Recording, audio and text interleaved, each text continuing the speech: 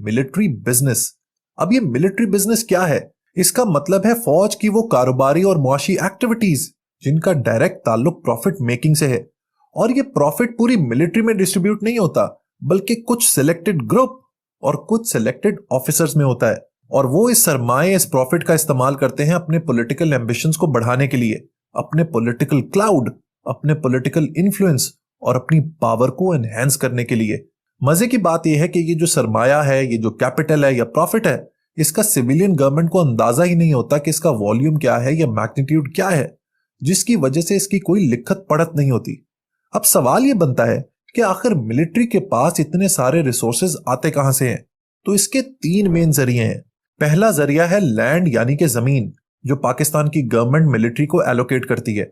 और उसके बाद मिलिट्री की डिस्क्रेशन है, उनकी मर्जी है कि वो उसके ऊपर कोई भी बिल्डिंग खड़ी करें, कोई भी कमर्शियल एक्टिविटी करें। They have complete independence. दूसरा जरिया है वो पर्क्स एंड प्रिविलेजेस जो government of Pakistan military officers को देती है।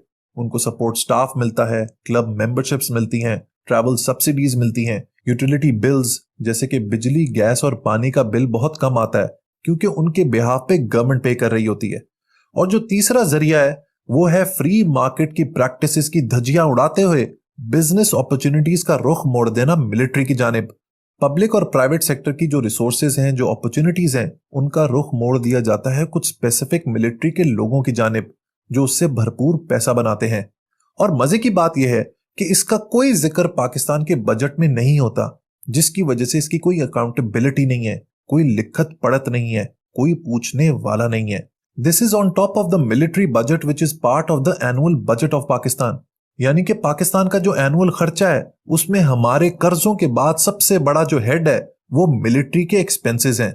सो पाकिस्तान का जो टोटल एक्सपेंस है उसका 17% डिफेंस सर्विसेज की तरफ जाता है और जो बाकी का खाता है वो तो मैंने आपको बता ही दिया है। इसको आप एक बड़ी क्लासिकल एग्जाम्पल से समझें। ये जो आपके सामने टेबल नजर आ रहा है ये पिछले 25 साल का रिकॉर्ड है, फ्रॉम 1981 टिल 2005। इसमें 3 सेक्टर्स का कंपैरिजन है। एक है एजुकेशन, दूसरा है हेल्थ और तीसरी है डिफेंस सर्विसेज। अगर आप नंबर्स पर गौर करें तो जो डिफेंस का बजट है वो एजुकेशन और हेल्थ से 4 से 5 गुना ज्यादा है। स्पेशली अगर आप हेल्थ का कंपैरिजन करें डिफेंस सर्विसेज से तो there is absolutely no comparison. जब ऐसे नंबर सामने आते हैं तो एक सेक्शन ऑफ सोसाइटी ये कहता है कि पाकिस्तान के सारे रिसोर्सेज मिलिट्री खा जाती है। ना एजुकेशन है, ना हेल्थ है, ना इंफ्रास्ट्रक्चर है, ना सोशल वेलफेयर है, ना नौकरियां हैं। जो सारे रिसोर्सेज हैं वो तो आर्मी यानी फौज के पास हैं। मिलिट्री का वर्जन ऑफ कोर्स डिफरेंट है। वो ये कहते हैं कि हमारा ईस्टर्न बॉर्डर बहुत वॉलेटाइल है इंडिया के साथ, वेस्टर्न जो बॉर्डर है हमारा अफगानिस्तान के साथ वो भी बहुत क्रिटिकल है, हमारे इंटरनल मसले मसाइल बहुत ज्यादा हैं, टेररिज्म का मसला है, जो भी कुदरती आफत आती है, नेचुरल कैटास्ट्रोफी होती है, उसमें सबसे आगे फौज होती है। और इन कामों को सरअंजाम देने के लिए पैसा तो चाहिए। अब दोस्तों बात करते हैं कि मिलिट्री के वो कौन सी एक्टिविटीज हैं जिनके जरिए वो पैसे बनाते हैं। हमारी मिलिट्री इकोनॉमी के 3 सेक्टर्स में काम करती है। एक है एग्रीकल्चर, दूसरा है मैन्युफैक्चरिंग और तीसरा है सर्विसेज। ये इन 3 सेक्टर्स में 3 मुख्तलिफ अंदाज से काम करती है, एक इंस्टीट्यूशन लेवल पे, एक सब्सिडरी लेवल पे और एक इंडिपेंडेंट लेवल पे। इंस्टीट्यूशन लेवल पर फौज डायरेक्टली प्रॉफिट मेकिंग में इन्वॉल्व होती है, जिसकी 3 बड़ी ऑर्गेनाइजेशंस है। एक है नेशनल लॉजिस्टिक सेल यानी कि NLC, दूसरी है फ्रंटियर वर्क्स ऑर्गेनाइजेशन यानी कि FWO और तीसरी है स्पेशल कम्युनिकेशन ऑर्गेनाइजेशन यानी कि SCO। सब्सिडरी लेवल पर 4 मेन फाउंडेशंस हैं जो फौज की सबसे ट्रांसपेरेंट ऑर्गेनाइजेशंस हैं। इन फाउंडेशंस को बनाया गया था फौजियों के वेलफेयर के लिए यानी कि फलाह बहबूद के लिए। इनके अंडर बहुत सी कमर्शियल एक्टिविटीज हो रही हैं जो दबा के प्रॉफिट मेकिंग कर रही हैं। इन फाउंडेशंस के नाम है आर्मी वेलफेयर ट्रस्ट, फौजी foundation, Shaheen foundation and Bahria foundation. अब आपने बहुत गौर से सुनना है क्योंकि अब मैं आपको बताने जा रहा हूं उन बिजनेस एंटिटीज के बारे में जो इन फाउंडेशंस के अंडर काम कर रही हैं and they are making humongous profits. तो सबसे पहले है फौजी सीरियल्स। जनाब, जो आप कॉर्नफ्लेक्स खाते हैं, जो आप पोरेज खाते हैं, वो भी फौजियों का है। Next is foundation gas, overseas employment services, फौजी फर्टिलाइजर बिन कासिम, फौजी सीमेंट, फौजी कबीर वाला power company, Mari petroleum, Fauji Akbar Portia marine terminal limited, Fauji oil terminal, foundation securities, Askari bank, Askari cement, foundation wind energy और बहुत से पेट्रोल पंप्स। ये सब फौजी फाउंडेशन के अंडर काम करते हैं। अब बात करते हैं उन बिजनेसेस की जो डायरेक्टली आर्मी वेलफेयर ट्रस्ट के अंडर हैं, जिसमें सबसे पहले है Askari general insurance, Askari securities, Askari aviation services, Askari guards, Askari enterprises, Fauji security services, Askari real estate, Askari projects, Askari farms and seeds, Askari welfare sugar mills, blue lagoon, Askari apparel, Askari fuels and meat processing plants.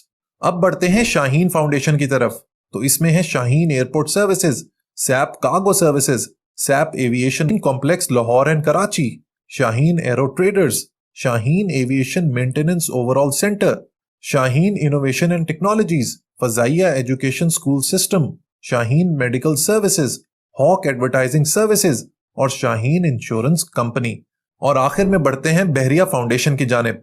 तो इनके under है Bahria education and training services, maritime services, boat building yard, Falah trading agency, Bahria pharmacy, Bahria paints, Bahria travels, Bahria security services, Bahria recruiting services, Bahria real estate, Bahria container terminal, Bahria filling station developers and constructors, Bahria foods और Bahria wind energy farm. अब तनकीद करने वाले ये कहते हैं कि फौज का असल काम है पाकिस्तान की सरहदों की हिफाजत करना, बॉर्डर्स को प्रोटेक्ट करना, पाकिस्तानी अवाम को सिक्योरिटी प्रोवाइड करना। ये बिजनेस एंटिटीज बनाने का क्या मकसद है? दूसरी तरफ फौज का ये कहना है कि इनका सिर्फ एक मकसद है और वो है हमारे फौजियों की फलाह बहबूद और वेलफेयर। नाउ डिसीजन आपने लेना है कि ये सही है या गलत। इसके अलावा आयशा सिद्दीका का कहना है कि मिलिट्री ऑफिसर्स और भी बहुत सारा पैसा बनाते हैं in the form of favours, contracts, employment after retirement in government and non government organisations. Specially जो वेपन प्रोक्योरमेंट के कॉन्ट्रैक्ट्स हैं उनमें इनका एक बहुत मेजर रोल होता है। इसके अलावा एक और बहुत इंपॉर्टेंट चैप्टर है जो बताता है पाकिस्तान मिलिट्री का जो होल्ड है पाकिस्तान के लैंड पे या जमीन पे। स्टेट ऑफ पाकिस्तान के पास तकरीबन 93 मिलियन यानी कि 93 मिलियन एकड़ जमीन है, जिसमें से 12% यानी कि 11 मिलियन एकड़ मिलिट्री के पास है।